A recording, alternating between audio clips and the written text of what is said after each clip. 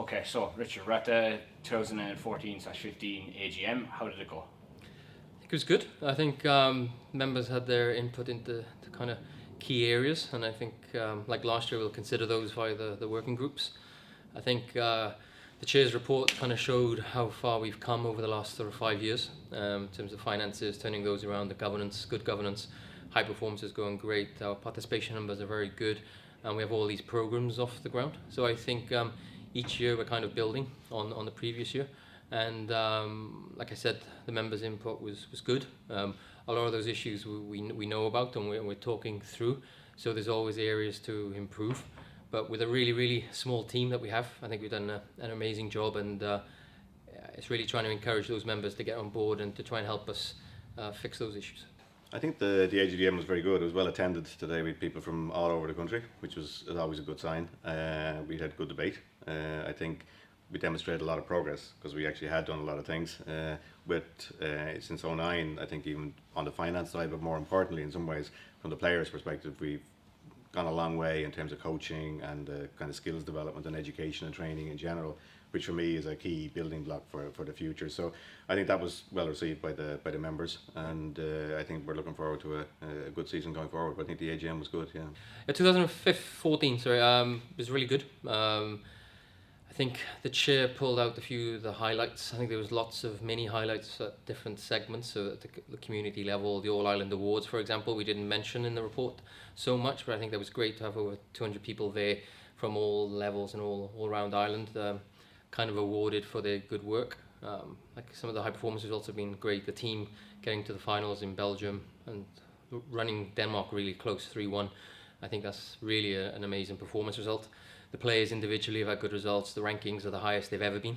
All looking good towards the Rio Olympics, European Games. We have some exciting young players coming through like Rachel Dara, Sarah Boyle, 120, Paul Reynolds, Claude Dunn won the quadrangular. We have Nat Nguyen, who's exceptional talent. So I think there's an entire pipeline of talent all the way down from the seniors, and I think the culture of the high performance team's really good, and I think the senior players are really leading by example, and we're putting a good system around them which will benefit the young players.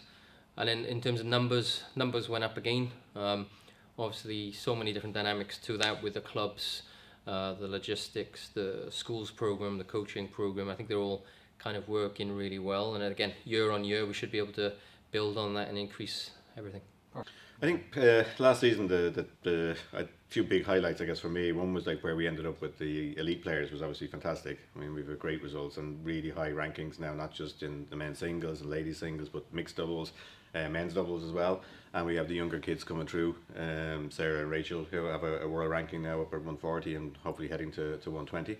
So I think we've big highlights there. I think the success of the graded national tournaments for the normal club players in some ways is really more important because that's the body of people that we're here to support and serve.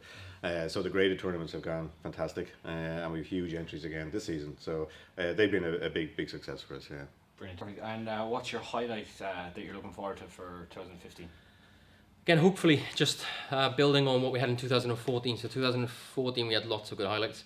So if we can improve on all of those or any of those, I think it'll be good.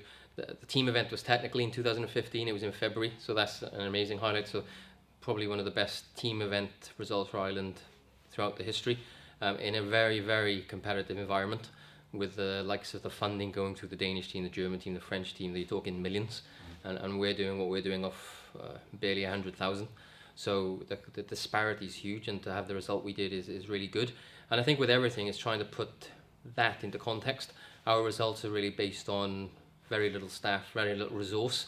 So our affiliation numbers, for example, are around a third of England, where their population size is 10 times, and they have 5 million a year just to spend on affiliation on the membership side, and we have barely 100,000 again. So the results we're getting are exceptional, and again, I think we can keep improving on different areas, and I just hope to look forward to an improved awards evening. We have our first Irish para event, BWF event in June, with over 200 para athletes from around the world, which is a good start. Obviously Niall McVeigh and some of the other guys, Michael Smith, hopefully do really well and try and medal there, and that looks forward to the Tokyo Paralympics. So I think really all areas and just trying to improve on them yet again. And I think we've had kind of 3 or 4 years now of continued improvement on every area. But as you get better, it becomes harder to improve. And I think that challenge is a good one, and hopefully we can improve on that. Especially in the first quarter, everything's been good. Our numbers are up, our finances are going in the right direction. The high performance results have been better, the rankings are better. So it's just making sure that happens throughout the rest of the year. Perfect. Thanks very much. Thanks. I think on a number of different levels. I think the first one would be again on the elite stage. I think we've got a fantastic team going over to the European mixed or the European games. We have an even bigger entry for the graded nationals, so that's going to be fantastic. And probably most importantly is to get the connection between the shuttle time between the schools and the clubs, because that's the lifeblood for the future. If we can get the kids in, get them involved, get them to stay with us, then we'll have a healthy future going forward. Brilliant. Thanks very much, Ron.